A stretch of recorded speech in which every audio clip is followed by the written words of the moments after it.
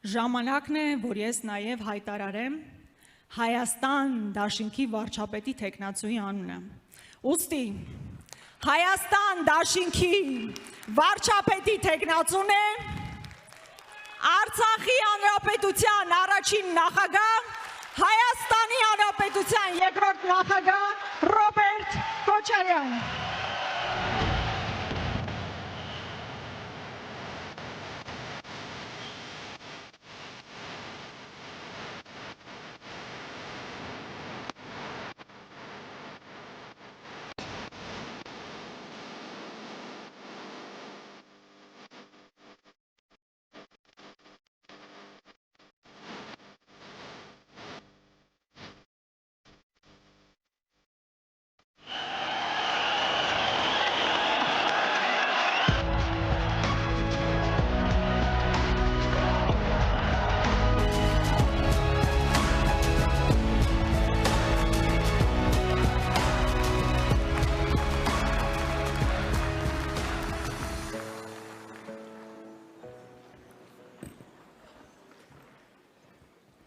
Բարի երեկո,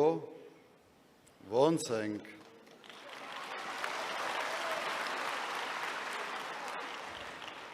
Ես բարձրանալուց մի քիչ ուշացա, սենց որտե փորձում էի մարսել, ներկայացվեց որպես հետաքրքիր ձևակերպում տվեց Աննան Հայաստանի նախագահ երկրորդ վարչապետի թեկնածու։ Մի հատ ասի կարող է սենց ճիշտ կարող է ճիշտ բան չենք անում։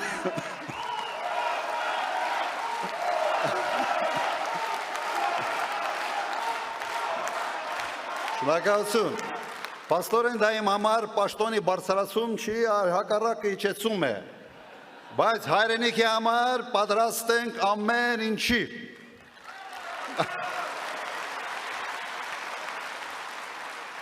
Սիրելի հայրենակիցներ, քույրեր եւ եղբայրներ,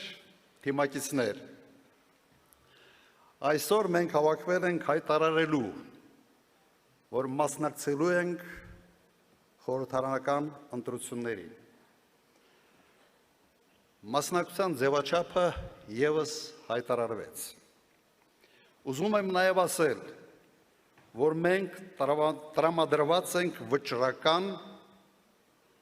մեր նպատակը հաղթանակն է։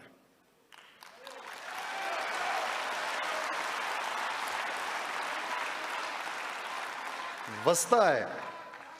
որ այն չարը, որը մարմնավորում է այս իշխանությունը, պարտվելու է։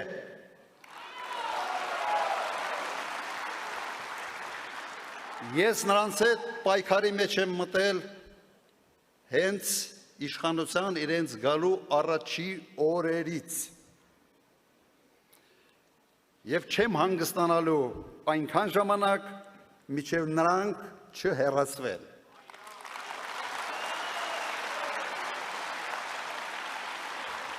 Իդեպ սրանով եմ տարբերվում այլ վարչապետի թեկնածուներից։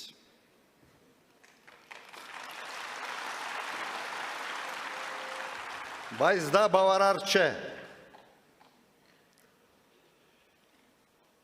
Պետք է պատասխան տան նրանք, ովքեր մեղավոր են մեր հազարավոր հերոսների զոհվելու համար, ովքեր հանձնեցին Արցախը եւ ովքեր այսօր ստիպում են ժողովրդին մոռանալ իր հերոսական պայքարի պատմությունը։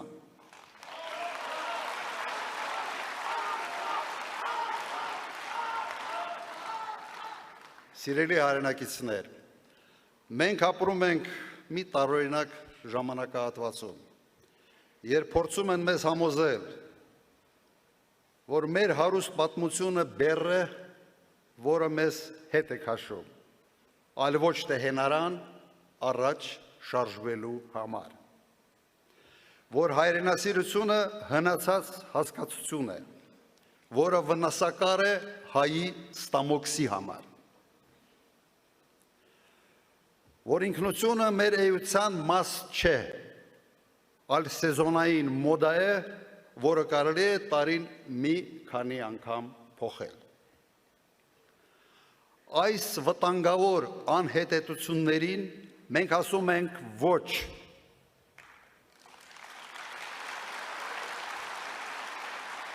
Հայաստան դաշինքի համար մեր ինքնությունը, մեր պատմությունը եւ հայրենասիրությունը շարժիչ ուժ են ժամանակակից եւ հզոր պետություն կառուցելու համար։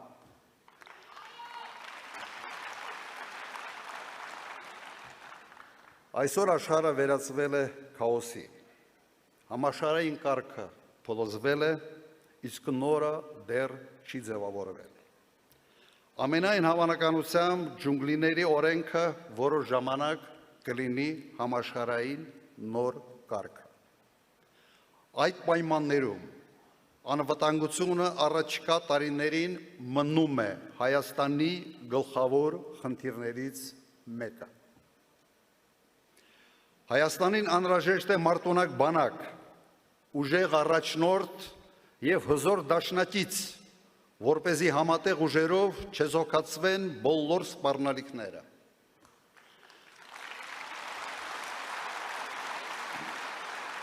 Հայաստանի արտաքին քաղաքականությունը պետք է լինի կանխատեսելի, հասկանալի եւ մերժի մեծ տերությունների հակասությունների վրա խաղալու տարբերակը։ Հիշեցնեմ, որ հենց այդ մոտեցումն ապահովեց Հայաստանի ամենախաղաղ տարիները իմ նախագահության օրոք։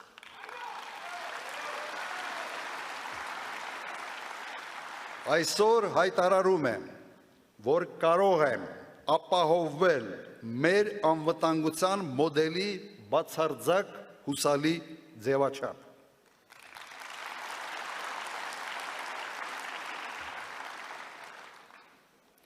Մենք կողմ ենք Ադրբեջանի հետ խաղաղությանը,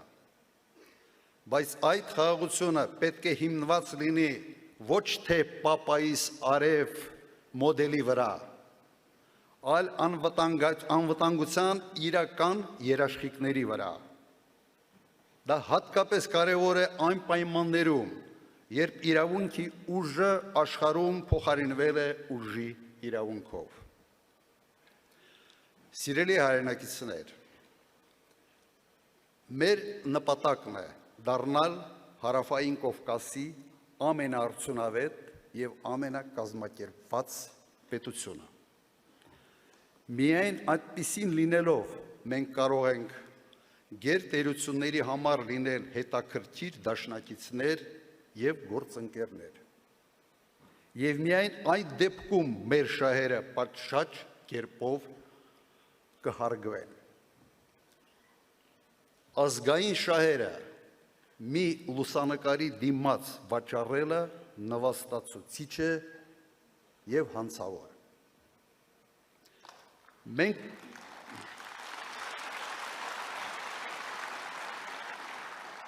Մենք կտրուկ կբարձրացնենք պետական կառավարման արդյունավետությունը։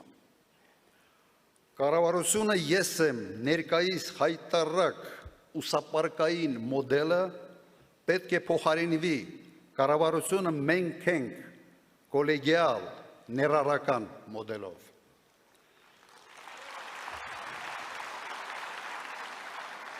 Կառավարությունը կրկես չէ, իսկ վարչապետը ծաղրացու չէ։ Իսկ երկրի բյուջեն վարչապետի ազնական գրպանը չէ, որից սնվում է իր ամբողջ թայֆեն։ Այստեղ մենք իրական կարգ ու կանոն կհաստատենք, վստահ եղեք։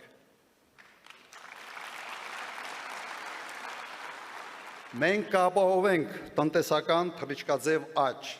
ճիշտ այնպես, ինչպես արդեն արել եմ 98-2008 թվականներին։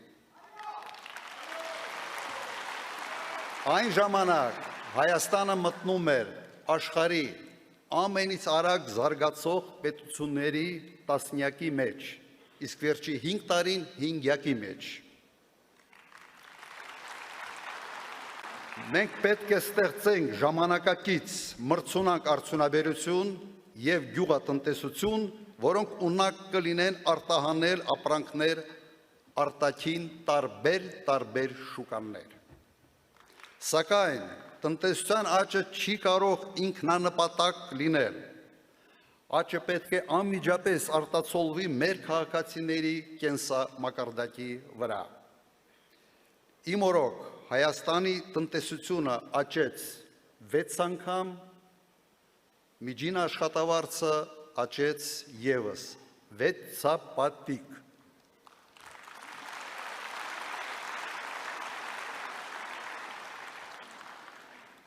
Հիմա չեն կարող խոստում վերցնել 6 անգամ, բայց շեշտակի աճ ի վիճակի ենք ապահովել։ Երկիրը կրկին պետք է դառնա գրավիչ հայրենական բիզնեսի եւ օտարերկրյա ներդրողների համար։ Այստեղ մեծ դեր պետք է խաղա Սփյուռքը իր կարողություններով, կապերով եւ փորձով։ Հենց այն Սփյուռքը, որին այսօր ցանկանում են օտարել Հայաստանից։ Մենք տարեկան կստեղծենք, դա արդեն հայտարարվել է 35-ից 45 հազար նոր աշխատատեղեր։ Այնքան ժամանակ, մինչև գործազրկության մակարդակը կիջնի մինչև 5-6%, այսօրվա 14%-ի փոխարեն։ Սա ի վիճակի ենք մենք անել։ Սիրելի հայրենակիցներ, Հայաստանը ըստ սահմանադրության սոցիալական պետություն է։ Այս մարդիկ իշխանության են եկել արդարության մասին խոստումներով, բայց դարձան չայրիկ թոշակառուների եւ անապահով մարդկանց համար։ Հայաստանի յուրաքանչյուր 5-րդ քաղաքացին աղքատ է, բայց աղքատ է ոչ թե նրա համար, որ աղքատությունը իր գլխում է, այլ աղքատ է այն պատճառով, որ աղքատությունը վարչապետի գլխում է։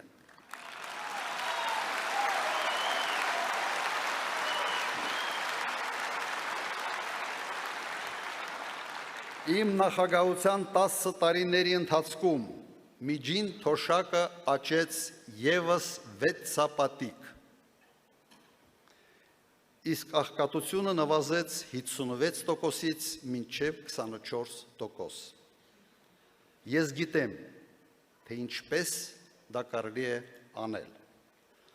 Մենք շեշտակի կբարձրացնենք բազային կենսաթոշակը եւ կսահմանենք պարտադիր ինդեքսավորում, որպեսզի թոշակները երբեք չարժեզրկվեն։ Կենսաթոշակի անցնելը պետք է լինի վաստակած հանգիստ, ոչ թե պատիժ։ Մենք վստահ ենք, որ երկրում աղքատությունը հնարավոր է կրճատել առնվազն 2 անգամ։ Ես խոստումների մեջ շատ զուսպ եմ։ Այն, ինչ ես նկարագրեցի, թե ինչ է արվել իմ նախագահության օրոք, վստահաբար ասում եմ, այդպիսի խոստումներ չեմ տվել, շատ ավելի համեստ էին խոստումները։ Արել ենք անգամներով շատ, քան տվել ենք խոստումներ։ Հիմա լինելու է նույնը։ Քաղաքացիների առողջությունը կառավարության առաջնահերթ խնդիրներից մեկն է։ Իսկ դա առաջին հերթին նշանակում է առողջապահության որակը եւ դրա հասանելիությունը յուրաքանչյուր քաղաքացու համար։ Սա ոչ միայն քաղաքացու առողջության հարց է, սա պետության առողջության ցուցանիշ է։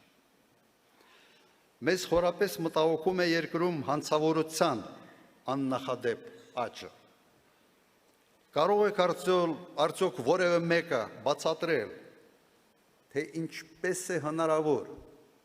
որ ոստիկանության ֆինանսավորման զգալի աճի հետ զուգահեռ անգամներով աճել է հանցավորությունը։ Թողեք ոստիկանությանը հանգիստ, մի ծանրաբեռնեք քաղաքական հետապնդումներով և ճնշումներով, և նրանք համոզված եմ ի վիճակի են հաղթել հանցավորությունը։ Մենք վճռական ենք այս ամեն ինչին վերջ տալ։ Երաշխավորում ենք կարգ ու կանոն փողոցներում, զորական հանդուրժողականություն թմրամոլության նկատմամբ։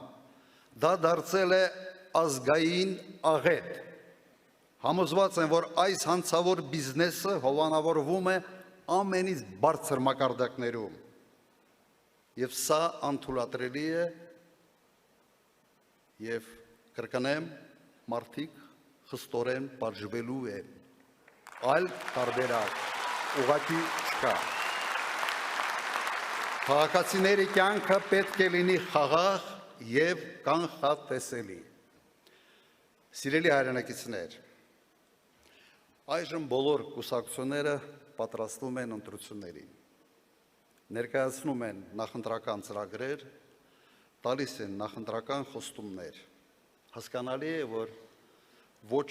մի կուսակցություն կամ առաջնորդ չի ասի, թե գալիս եմ թոշակները սառեցնելու համար կամ հարկերը բարձրացնելու համար։ Բոլոր խոստումները կլինեն գեղեցիկ և գրավիչ։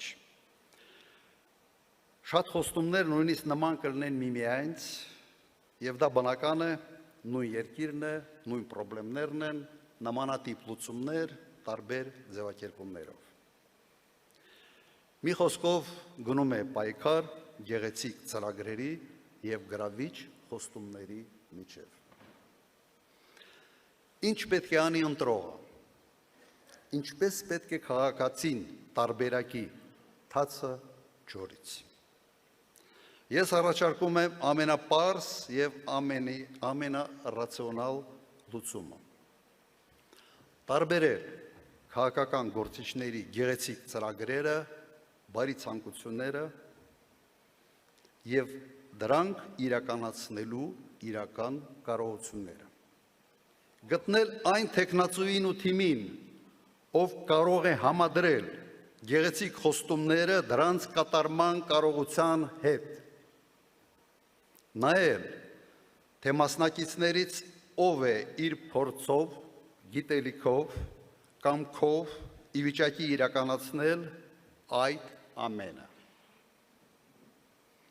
Հենց այս հանգամանքն է մեր Հայաստան դաշինքի ակնհայտ մրցակցային առավելությունը։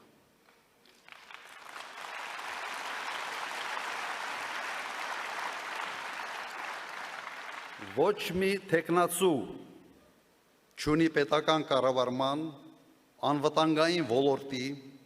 արտաքին քաղաքականության, տնտեսական և մասնավոր բիզնեսի իմ ունեցած համակցված փորձը։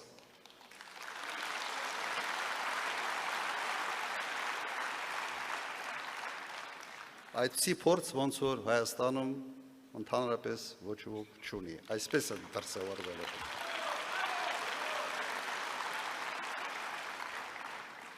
Մի անգամ դուք արդեն հավատացել եք գեղեցիկ խոստումներին, հայտնի քաղաքական խարդախից, որը ուներ զրոյական կառավարման փորձ, և ստացել ենք աղետ և նվաստացում։ Իմ կոչը պարզ է, դադարեցրեք փորձարկումները, երկիրը տրենաժոր չէ, որի վրա անփորձ մարդիկ պետք է սովորեն կառավարման տարրական կանոնները։ Դա երկրի համար չափազանց թանկ շքեղություն է։ Սիրելի հայրենակիցներ, այս հողը, ինչ որ տեսնում ենք, ամենաբերի հողը չէ։ Մեր լեռները ամենաբարձրը չեն, մեր ընտերքը ամենահարուստը չի, բայց սա մեր հայրենիքն է, մեր հողն է, և այս հողը ծնել է իմ կարծիքով ամենից խելոք, ամենից աշխատասեր, մի քիչ միամիտ ժողովուրդ։ Մի ժողովուրդ, որը արժանի է շատ ավելի լավ կյանքի։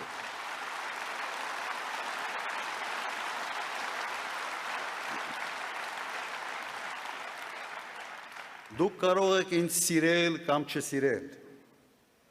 Համոզված եմ, որ առաջնորդը սիրելու համար չէ, սիրելու համար ուրիշ բաներ կան։ Առաջնորդը ձեր կյանքի որակը բարձրացնելու համար է։ Կարևորը այն է, որ ես եւ մեր թիմը սիրում ենք այս հողը, այս երկիրը, այս ժողովրդին եւ ունակ ենք ապահովել նրա անվտանգությունն ու բարօրությունը։ Մեր երեխաների ապագայի համար եւ հանուն ուժեղ եւ անկախ Հայաստանի միասին մենք կարող ենք։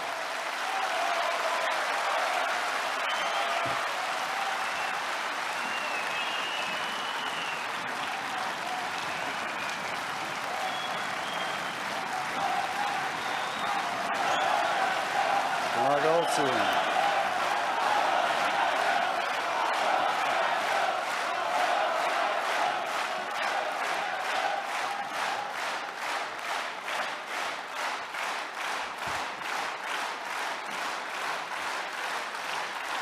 Շնորհակալություն։ Սիրելի ժողովուրդ, սցենարով այնպես էր նախատեսված, որ ես պետք է թիմին հրավիրեի բեմ, բայց նայում եմ դահլիճին եւ հասկանում եմ, որ այսքան տեղ այս բեմը չունի։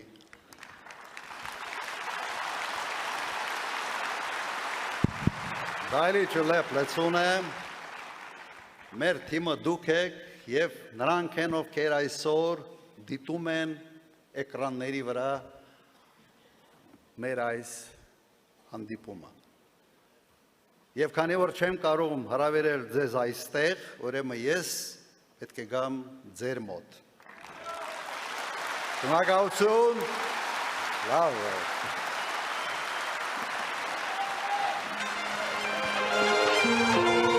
Միասին կարող ենք կյանքը կոզորացնել, միասին կարող ենք կամքը քո ամրացնել, որ լցվի լույսով լի մեր տունը, տարած Ժորժ Բրուսկարը